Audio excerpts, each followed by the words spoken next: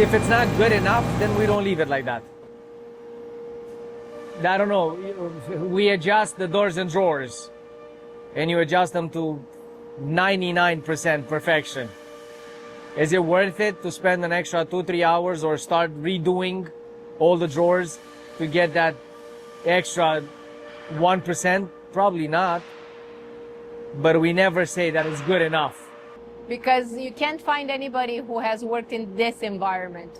Even if they've worked in a different shop, it's not by far the same rhythm, the same machinery, the same sequence, the same construction parameters. So retraining is absolutely necessary at every step for every member of our design team.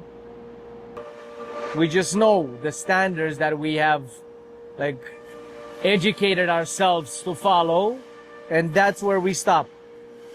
At the level of quality that we're comfortable with. That doesn't mean that we don't do a good job, but there is a limit to what you should be doing. In terms of finishing, installation, there are limits. But I would never say that, it's good enough. It's just, that's it. It had reached its conclusion. So you stop. Can you do it better than that? Yeah. Is it worth it? Absolutely not.